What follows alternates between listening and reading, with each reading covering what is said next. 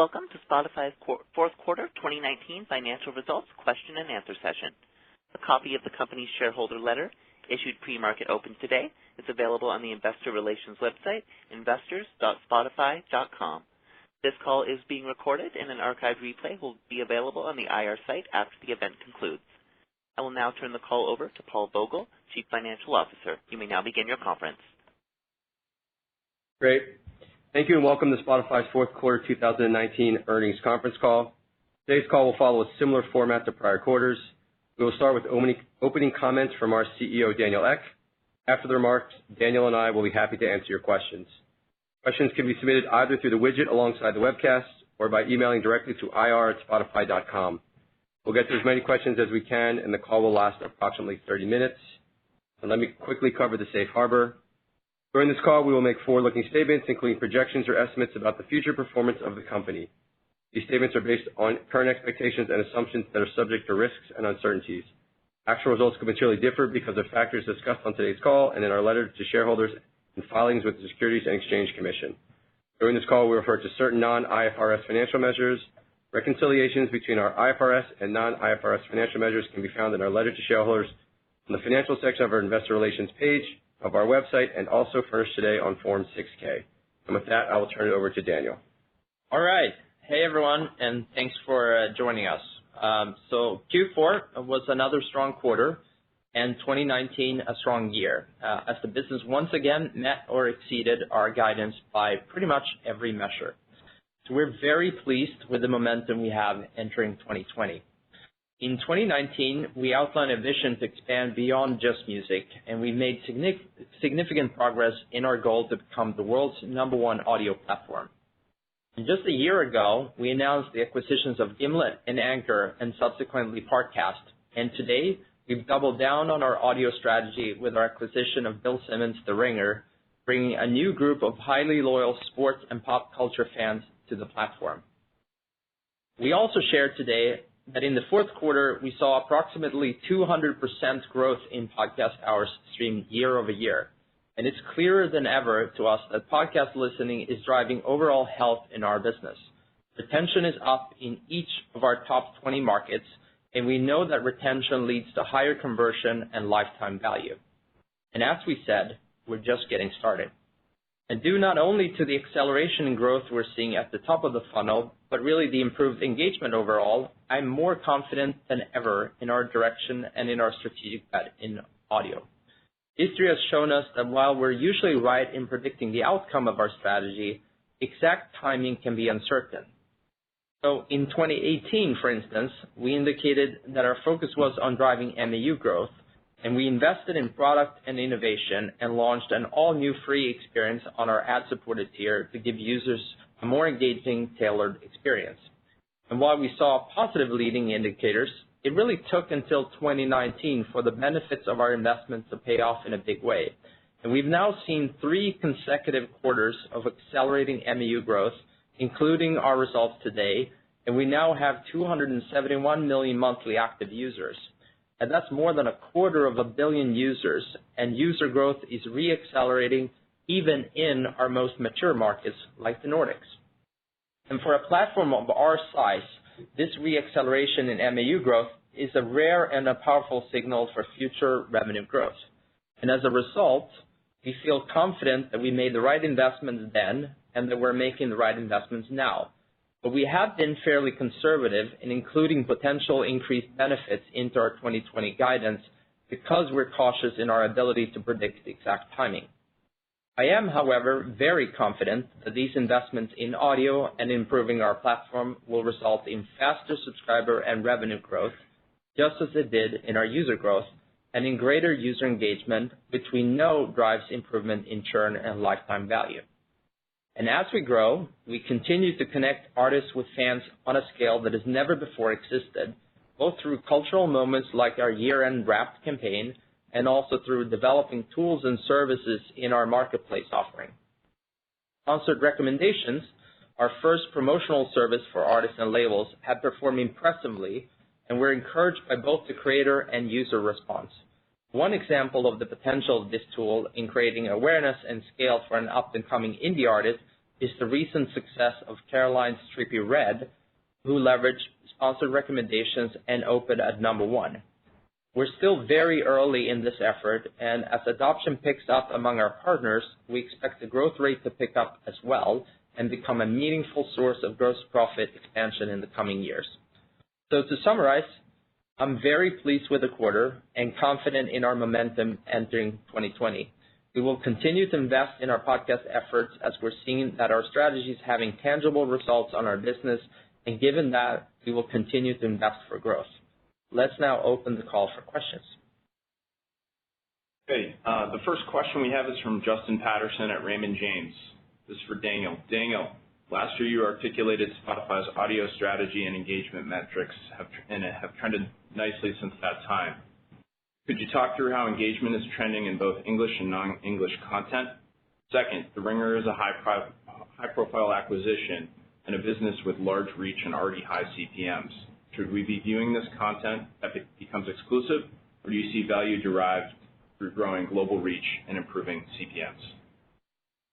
Yeah, so first off, we're very pleased with the overall growth of podcasting with 200% year-over-year growth in engagement, and that's a global phenomenon. It's not just a U.S. phenomenon. And we see the similar trend that we do without sort of breaking out specific markets everywhere, as in podcast users not only are more engaged overall, but because of that engagement, they're also listening to more music. So it's really just a very, very healthy user trend that we're seeing. And that user trend, as I said in my opening remarks, we think leads to higher lifetime values as well. And as it relates to the second question around The Ringer and what we're going to do, we're still opportunistic as we think about it, but I think the best answer I can give is if you up-level this conversation and think 10 years out, I think the trend that we're investing in is that radio is moving online because users get a much better user experience. It's on demand, it's tailored to their needs. And what we really did with The Ringer, I think, is we bought the next ESPN.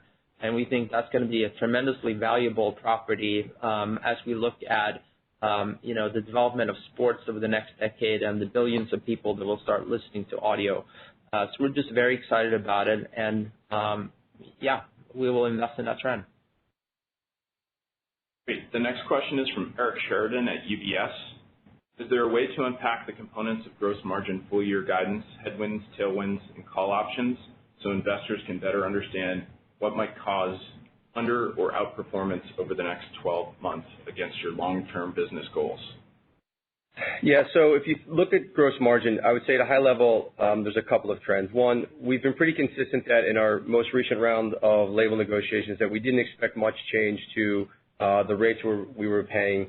And in 2020, we expect that the royalty side of the cost of revenue should be pretty consistent with where it was in 2019. So then in 2020, you've got two other factors going on. One is the benefits from the marketplace, and then two would be some near-term drag from the investments we're making in content. And so the biggest factor that's causing the midpoint or the 7th percentile of our guidance range to be below in 2020 versus 19 is that investment in content. You've seen it today with the investment in The Ringer. We think the benefits of that are pretty strong, as Daniel outlined. And so some of it will be a function of how quickly we invest, how aggressively we invest, and how quickly the marketplace strategy grows. Great. The next question is from Ross Sandler at Barclays. Your 28 million premium sub net adds for 2019 were higher than the total of Apple, Amazon, and YouTube combined, from what we can tell. Any high-level comments on how you are viewing the competitive landscape right now? Do you feel better about your position than you did a year ago? We feel really good about the position we're having, and I think in earlier shareholder letters, you've also seen us comment on the fact that we see much higher engagement among Spotify users than we do with competing services, and we think that leads to better retention, and retention in subscription world is really the game. So we feel really good about where we are. Great. The next question is from Mark Mahaney at RBC. Can you provide any color to how you expect ARPU growth to trend in the future? Are there plausible factors that could cause ARPU to stabilize and even grow in the next 1 to 2 years? Yeah, thanks, Mark. So ARPU had been improving. We had seen throughout most of 2019 that the ARPU declines had moderated throughout the year. They were down about 5% Q4, down low single digits for the year. There's a number of factors that impact ARPU. I would say first, at a high level, we're still thinking about growing top of funnel. The most important thing for us is growing users and growing subscribers, and we'll continue to stress growth over ARPU and profit in the short term. You know, that being said, there's a couple of factors that impact ARPU moving forward. One is product mix. The other is geographic mix.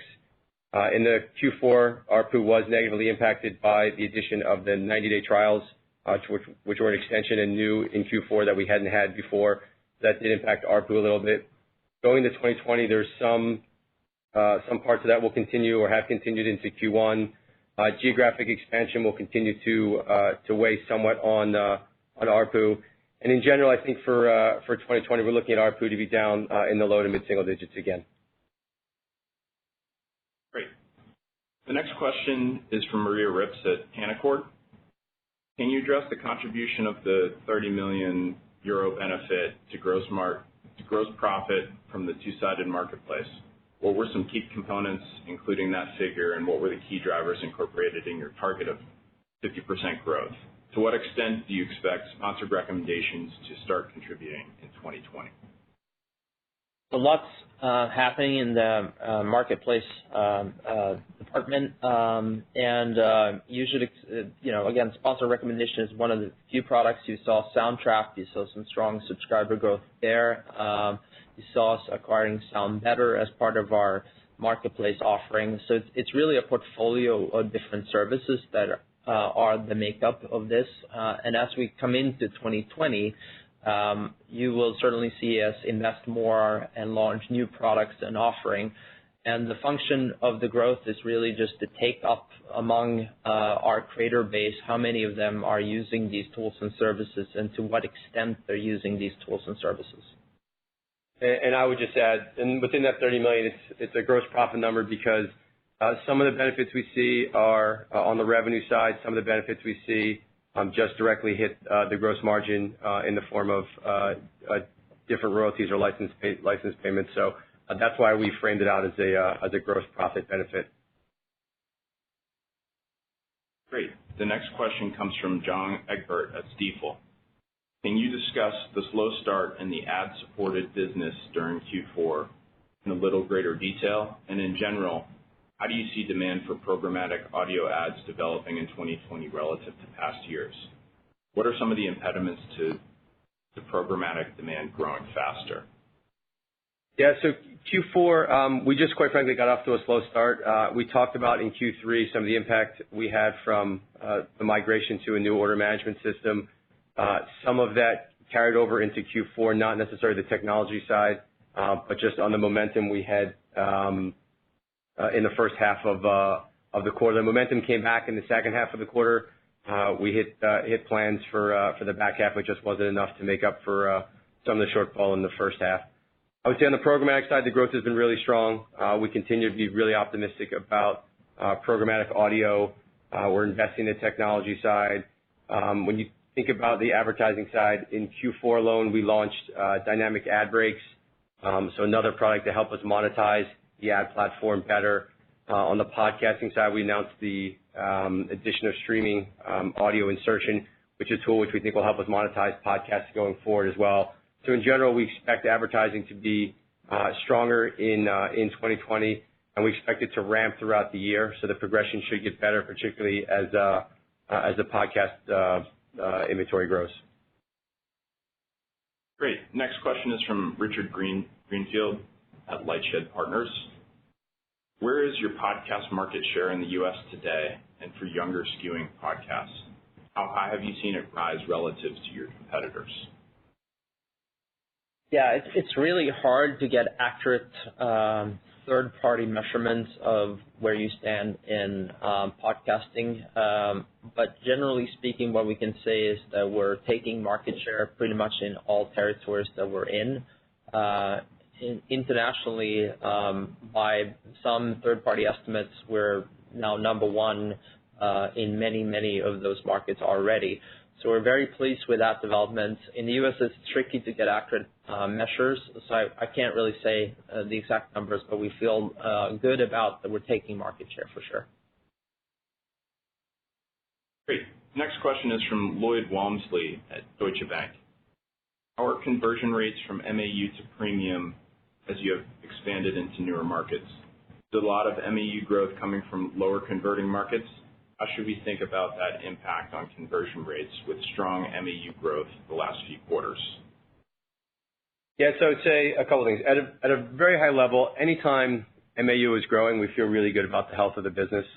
As we mentioned, we've seen 3 quarters in a row of accelerating MAU growth. So for a company at our size to see MAU growth accelerate over 3 quarters, we feel really good about.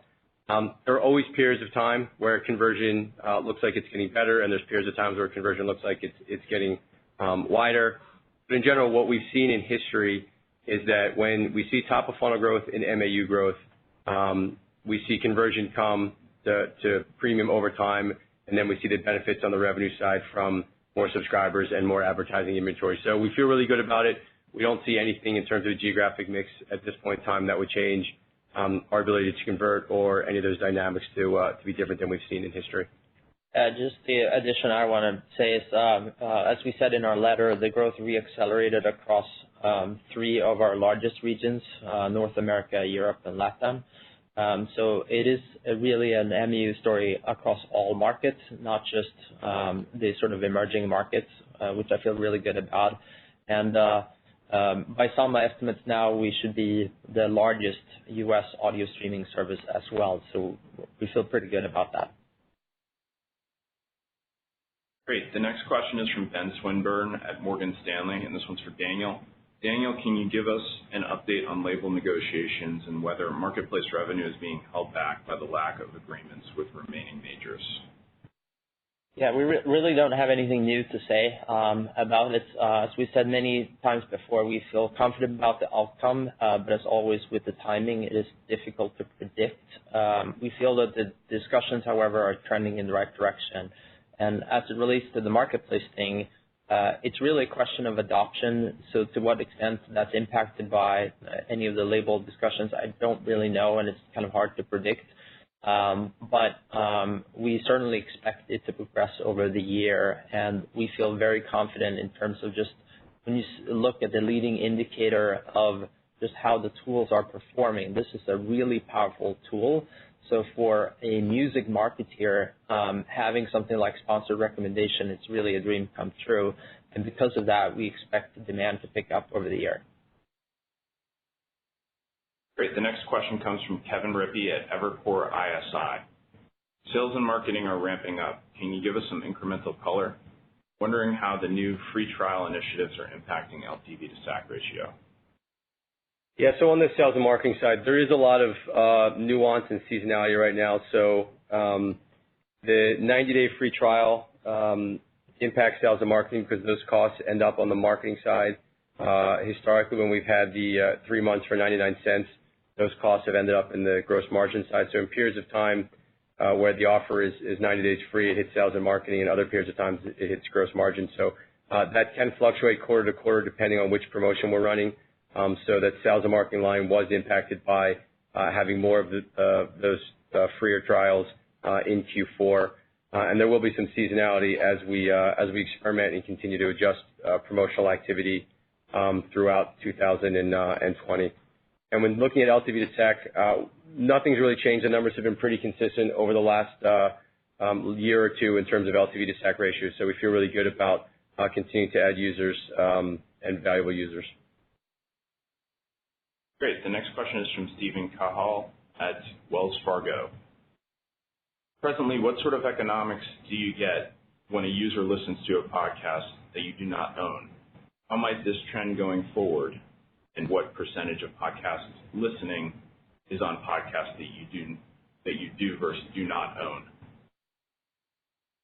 Yeah, we haven't broken out what our share of listening is for our own original content versus not, but I think it's fair to say that we're just very early in the monetization of podcasts overall, and as it relates to third-party content, i.e. content that we've just licensed and put on the service right now, all monetization is their own, and we're not participating in that.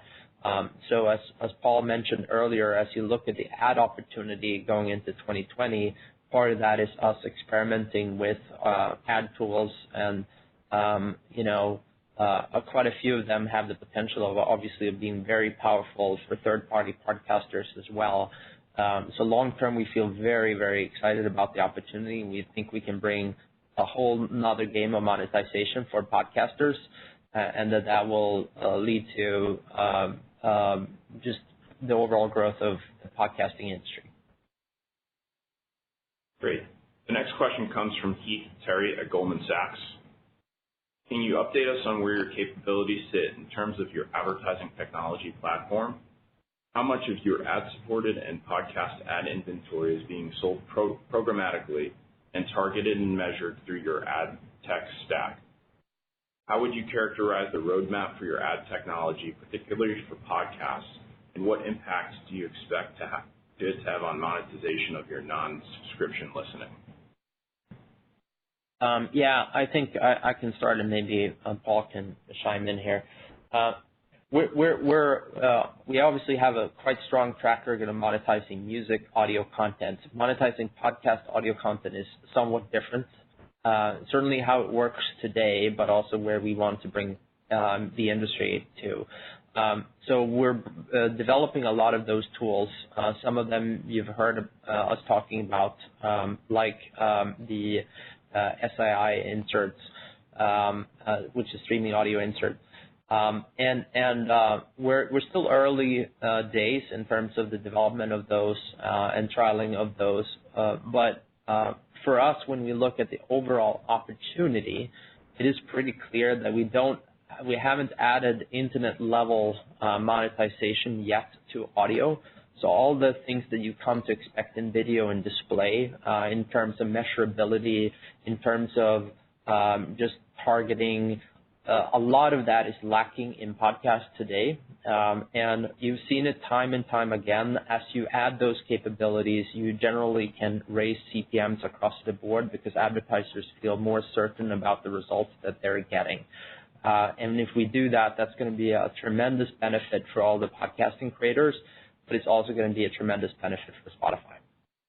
And just to follow up on that, I'd say two other things. One, in terms of other technology, so Dynamic Ad Breaks is another tool that we've developed, which is unique to Spotify, and it will allow us to monetize better and also monetize shorter sessions on the advertising side better. We haven't historically done a great job of monetizing users who are on shorter sessions, so this will help with that. And in terms of the programmatic question, it's about 25% of ad revenue and growing, and we feel really optimistic about how big programmatic Ad Studio as well, our self-service tool, how well they're doing and how much they could continue to grow over time. Great. Our next question is from Todd Juenger at Bernstein. Premium subscribers as a percentage of total music streaming MAUs seem to have leveled off at about half of your total most mature markets in Scandinavia. The U.S. seems to be tracking at a similar percentage. Do you believe that represents what the overall proportion of premium looks like in wealthy markets as they approach maturity?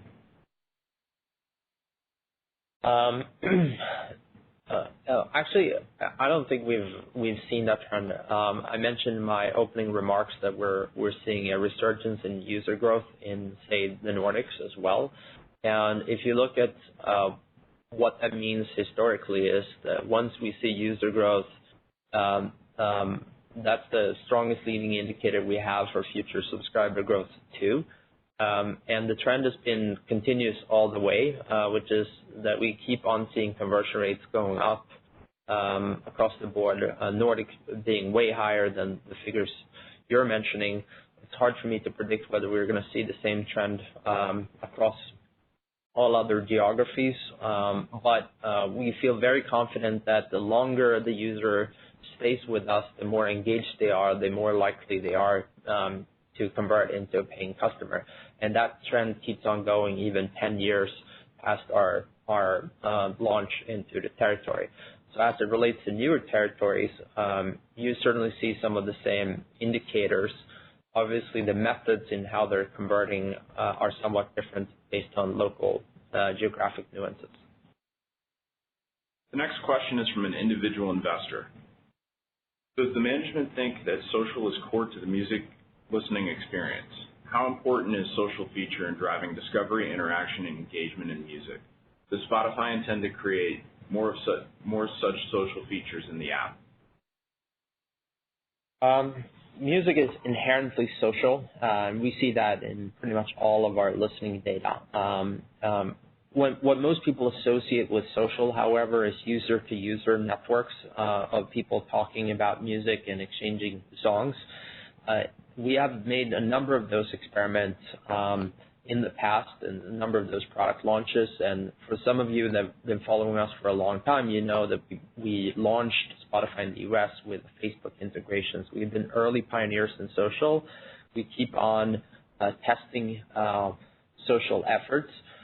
Over time, the strong goal for us in social is to connect artists and fans directly. We think that's the most powerful thing we can do, and to the extent that we invest in social, you should expect us in those over user-to-user communication. The next question comes from another individual investor. What has the response to Spotify Lite been outside of the U.S., and how do you see your non-U.S. growth continuing to play out over the next several years? Yeah, the response to Spotify Lite has been strong. I would say really in all markets where we have launched it. Again, it appeals to a very different demographic of users than what we would normally see. So we're encouraged by that, and we realize as Spotify grows into more territories, data and connectivity is a big impediment for a lot of consumers, and it's something that we take for granted in the Western world where we have abundant access to cheap data. But we're still dealing with many territories where data usage is a real thing. So having Spotify Lite, which really protects the consumer and makes them aware of how much data they're using and enable them to listen more via Wi-Fi, has been a strong driver for retention and growth. Great. This is the last question. It comes from Richard Kramer at Arete. Can you talk about cash flow in Q4 and into 2020? Most of the free cash flow seems to have come from working capital in Q4 with lower accrued expenses. Yeah, so free cash flow was strong in Q4. So for the full year, we generated about $440 million of positive free cash flow. Q4 did benefit from we have some payments that can tend to be irregular in nature, and they don't always happen at the same period of time. There are some of those payments we expect to happen in the first half of 2020, most likely in Q1. So it's very possible that we'll have either Q1 or Q2, but most likely Q1 will have a negative free cash flow. But in general, free cash flow has been very strong. It was up pretty nicely in 19, about a couple $100 million over 18. We expect free cash flow to be positive in 2020 as well. We do benefit from working capital. We don't expect any of those dynamics to change. And like I said, we will likely have potentially a negative free cash flow in Q1 just based on the timing of some of the payments that got pushed from Q4 into Q1. But in general, we expect free cash flow to be positive and strong again in 2020. Great. I'm going to hand it over to Daniel for some closing comments. All right. Well, in closing, we're seeing that our investments in user experience and in podcasting have resulted in accelerating user growth around the world, giving us a strong quarter and an even stronger year. We see so many positive indicators in the business, including top-of-the-funnel acceleration, improvements in retention and churn, and positive engagement trends. And we're making strong progress on our path to becoming the world's #1 audio platform, and we're confident that our results will prove us right again. Thank you so much for taking the time to do this call with us today. This concludes today's conference call. Thank you for joining us. You may now disconnect.